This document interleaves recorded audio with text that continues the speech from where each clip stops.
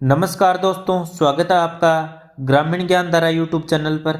आज हम बात करेंगे भारतीय संविधान के भाग 2 नागरिकता के अनुच्छेदों के बारे में। भाग 2 का नाम क्या है? नागरिकता। इसमें कितने अनुच्छेद हैं? तो इसमें 5 से 11 तक कुल 7 अनुच्छेद हैं। दोस्तों, अनुच्छेद 5 का क्या नाम है? संविधान के प्रारंभ पर नागरिकता। अनुच्छेद 5 का क्या नाम है?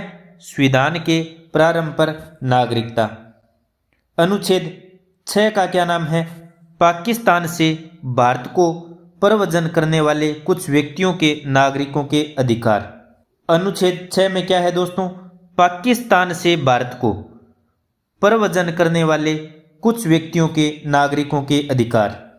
अनुच्छेद 7 में क्या है? पाकिस्तान को प्रव्रजन करने वाले कुछ व्यक्तियों के नागरिकों के अधिकार। अनुच्छेद 7 में क्या है? पाकिस्तान को प्रव्रजन करने वाले कुछ व्यक्तियों के नागरिकता के अधिकार। अनुच्छेद 8 में क्या है? भारत के बाहर रहने वाले भारतीय उद्भव के कुछ व्यक्तियों के नागरिकता के अधिकार। अनुच्छेद 8 में क्या है? भारत के बाहर रहने वाले भारतीय उद्भव के कुछ व्यक्तियों के नागरिकता के अधिकार। अनुच्छेद 9 में क्या है? विदेशी राज्य की नागरिकता स्वेच्छा से अर्जित करने वाले व्यक्तियों का नागरिक न होना। अनुच्छेद 9 में क्या है? विदेशी राज्य की नागरिकता स्वेच्छा से अर्जित करने वाले व्यक्तियों का नागरिक न होना। अनुच्छेद 10 में क्या है? नागरिकता के अधिकारों का बना रहना। नागरिकता के अधिकारों का बना रहना कौन से अनुच्छेद में है? अनुच्छेद 10 में।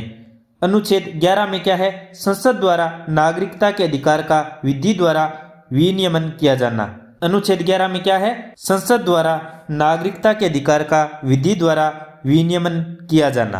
आपको मूल अनुच्छेद 5 से लेकर 11 तक याद हो गए होंगे। साथियों, आपको सबसे पहला काम यही करना है, इनकी हेडिंग को याद करना है। दोस्तों, भारत में किस प्रकार की नागरिकता है? एकल नागरिकता है, और यह कहां से ग्रहण की गई है? ब्रिटेन से। दोस्तों, भारत में नागरिकता का आधार क्या है? रक्त संबंध और अधिवास, और इसमें प्रधानता या ज्यादा महत्व किसको दिया गया है? डोमिसाइल यानी अधिवास को। अब देखते हैं दोस्तों एक एक करके अनुच्छेद और उसमें मूल बातें क्या हैं उसे। अनुच्छेद 5 में क्या है? संविधान के प्रारंभ पर नागरिकता। अनुच्छेद 5 में बताया गया है कि जब भारत का संविधान लागू हुआ उस समय भारत का नागरिक कौन होगा? 26 जनवरी 1950 को भारत का नागरिक कौन होगा? ये किस अनुच्छेद में बताया गया है? अनुच्छेद 5 में। अनुच्छेद 5 के अनुसार जो भारत के राज्य क्षेत्र में जन्मा था या जिसके माता पिता में से कोई भारत के राज्य क्षेत्र में जन्मा था या जो इससे प्रारंभ से ठीक पहले कम से कम 5 वर्ष तक भारत के राज्य क्षेत्र में मामूली तौर पर निवासी रहा है, भारत का नागरिक माना जाएगा। दोस्तों, इसमें 3 प्रकार के व्यक्तियों को भारत का नागरिक माना गया। जो भारत के राज्य क्षेत्र में जन्मा था या उसके माता पिता में से कोई भारत के राज्य क्षेत्र में जन्मा था या जो संविधान के प्रारंभ होने से पहले कम से कम 5 वर्षों तक भारत के क्षेत्र में मामूली तौर पर निवासी रहा। अगला अनुच्छेद दोस्तों, अनुच्छेद 6 पाकिस्तान से भारत को प्रव्रजन करने वाले कुछ व्यक्तियों के नागरिकता के अधिकार। इसमें बताया गया है कि अनुच्छेद 5 में किसी बात के होते हुए भी कोई व्यक्ति जिसने ऐसे राज्य क्षेत्र से जो इस समय पाकिस्तान के अंतर्गत है भारत के राज्य क्षेत्र को प्रव्रजन किया है यानी भारत आ गया है, इस संविधान के प्रारंभ पर भारत का नागरिक माना जाएगा। कौन? यदि वह अथवा उसके माता पिता या उसके पितामह है या पितामही या मातामह है या मातामही, यानी उसके माता पिता, दादा दादी, नाना नानी या वह, इनमें से कोई मूल रूप में यथा अधिनियमित भारत शासन अधिनियम 1935 में परिभाषित भारत में जन्मा था, यानी 1935 के भारत शासन अधिनियम के अंतर्गत भारत में जन्मा था, तो वह क्या माना जाएगा? भारत का नागरिक माना जाएगा। दूसरी बात लिखी गई है दोस्तों, जब वह व्यक्ति ऐसा है जिसने 19 जुलाई 1948 से पहले इस प्रकार प्रव्रजन किया है, तब यदि वह अपने प्रव्रजन की तारीख से यानी माइग्रेशन की तारीख से भारत के राज्य क्षेत्र में मामूली तौर पर निवासी रहा है, या वह व्यक्ति ऐसा जिसने 19 जुलाई 1948 को या उसके बाद इस प्रकार का प्रव्रजन किया है, तब यदि वह नागरिकता प्राप्ति के लिए भारत डोमिनियन की सरकार द्वारा विहित प्रारूप में रीति से उसके द्वारा इस विधान के प्रारंभ से पहले ऐसे अधिकारी को जिसे उस सरकार ने इस प्रायोजन के लिए नियुक्त किया है, आवेदन किए जाने पर उस अधिकारी द्वारा भारत का नागरिक रजिस्ट्रीकृत कर लिया गया है। परंतु यदि कोई व्यक्ति अपना आवेदन की तारीख से ठीक पहले कम से कम 6 मास भारत के राज्य क्षेत्र में निवासी नहीं रहा है, तो वह इस प्रकार रजिस्ट्रीकृत नहीं किया जाएगा। तो दोस्तों, अनुच्छेद 6 में क्या बता रखा है? अनुच्छेद 6 में 2 बातें बता रखी हैं। पहली बात बता रखी है, यदि कोई व्यक्ति पाकिस्तान से भारत आ गया है तो अनुच्छेद 5 के होते हुए भी वह नागरिक माना जाएगा नीचे दी गई शर्तों के अनुसार। शर्तें कौन सी हैं? यदि वह या उसके माता पिता या उसके दादा दादी या उसके नाना नानी में से कोई 1935 के भारत शासन अधिनियम के तहत भारत में जन्मा हो।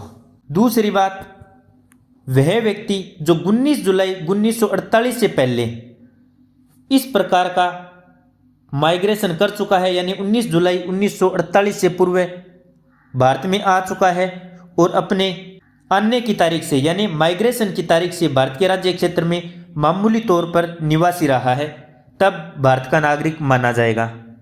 इसके अलावा दोस्तों, ये बताया गया है कि यदि उसने 19 जुलाई 1948 को या उसके बाद माइग्रेशन किया है तो उसे रजिस्ट्रेशन कराने की आवश्यकता होगी और रजिस्ट्रेशन के बाद ही वह भारत का नागरिक माना जाएगा। जब वह आवेदन देता है तो आवेदन की तारीख से ठीक पहले कम से कम 6 माह तक भारत के राज्य क्षेत्र में निवासी रहना आवश्यक है। यदि 6 माह तक भारत में निवासी नहीं रहा है तो वह नागरिक नहीं माना जाएगा। अगला अनुच्छेद दोस्तों, अनुच्छेद नंबर 7, पाकिस्तान को प्रव्रजन करने वाले कुछ व्यक्तियों के नागरिकता के अधिकार। यानी पाकिस्तान चले गए हैं, पाकिस्तान माइग्रेशन कर गए हैं, उन व्यक्तियों के नागरिकता के अधिकार। दोस्तों, ये समस्या जब आई जब कुछ लोग क्या हुआ, पाकिस्तान चले गए और बाद में वापस लौट आए। तो अनुच्छेद 5 और अनुच्छेद 6 में किसी बात के होते हुए भी कोई व्यक्ति जिसने 1 मार्च 1947 के पश्चात भारत के राज्य क्षेत्र से ऐसे राज्य क्षेत्र को जो इस समय पाकिस्तान के अंतर्गत है प्रव्रजन किया है, भारत का नागरिक नहीं समझा जाएगा। यानी 1 मार्च 1947 के बाद पाकिस्तान चला गया, उसे भारत का नागरिक नहीं समझा जाएगा।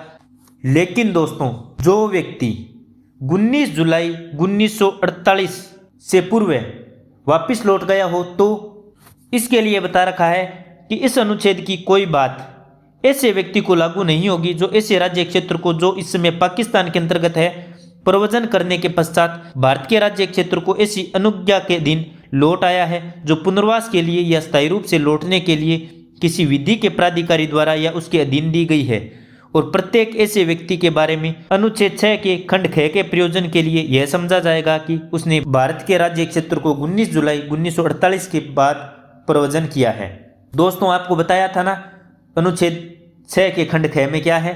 अनुच्छेद 6 के खंड ख में ये है, जो 19 जुलाई 1948 से पहले प्रव्रजन किया है और मामूली तौर पर निवासी रहा है तो वह भारत का नागरिक समझा जाएगा, और 19 जुलाई 1948 को या उसके बाद आया है तो उसे रजिस्ट्रेशन करवाना पड़ेगा। उसी आवेदनकर्ता का रजिस्ट्रेशन स्वीकार किया जाएगा जो पहले से 6 महीने से भारत में रह रहा हो। अगला अनुच्छेद दोस्तों, अनुच्छेद 8, भारत के बाहर रहने वाले भारतीय उद्भव के कुछ व्यक्तियों के नागरिकता के अधिकार। यानी दोस्तों, भारतीय मूल के व्यक्ति जो बाहर रहते हैं उनके नागरिकता के अधिकार।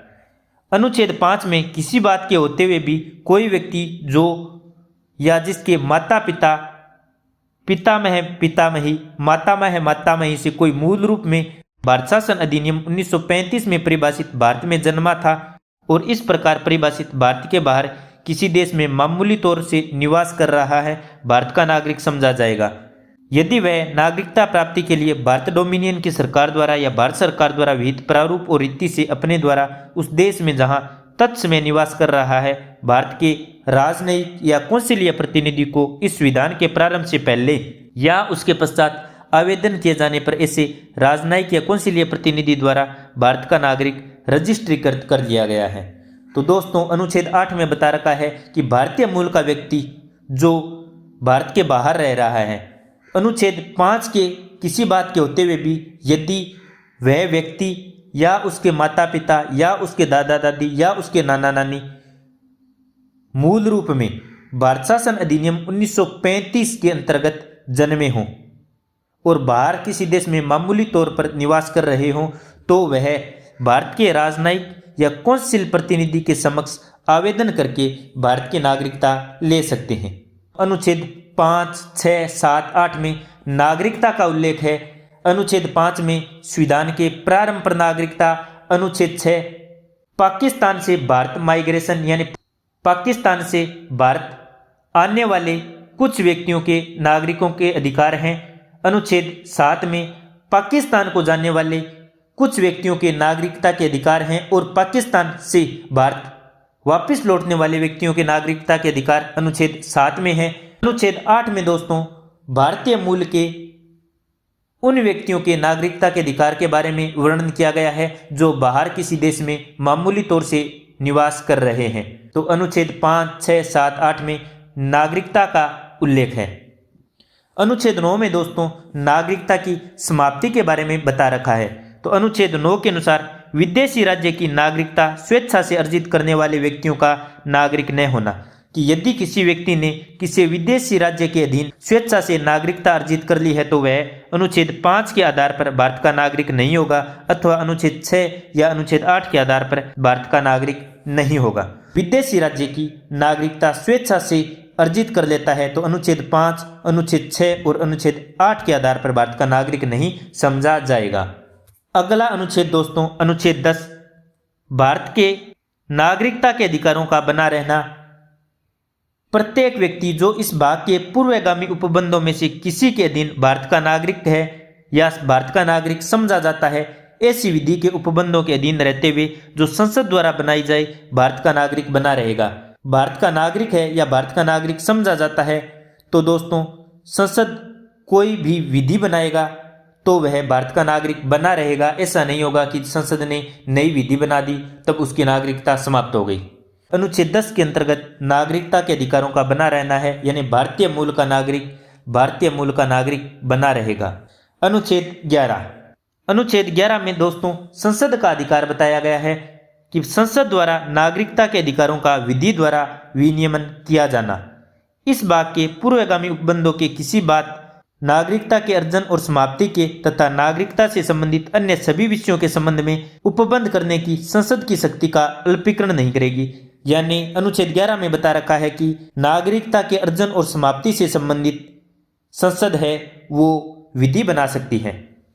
अनुच्छेद 11 की शक्ति का प्रयोग कर हमारी संसद ने नागरिकता एक्ट 1955 बनाया था, जिसमें 5 प्रकार से नागरिकता की प्राप्ति का उल्लेख जन्म, वंश, पंजीकरण, देशीकरण, अधिग्रहण द्वारा बताया गया था और 3 तरह से नागरिकता की समाप्ति भी बताई गई थी, त्याग, बर्खास्त और वंचित करके। नागरिकता एक्ट 1955 में दोस्तों 8 बार संशोधन हो चुका है। कितनी बार? 8 बार संशोधन हो चुका है। 1957, 1960, 1986, 1992, 2003, 2005, 2015 और 2019।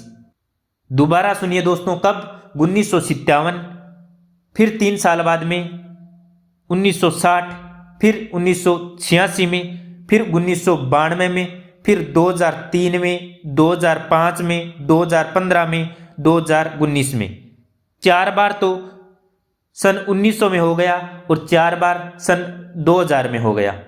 लेटेस्ट संशोधन कौन सा था? 8वां 2019 में। दोस्तों आशा करता हूं अनुच्छेद 5 से 11 तक आपको समझ में आ गए होंगे। धन्यवाद। जय हिंद, जय भारत।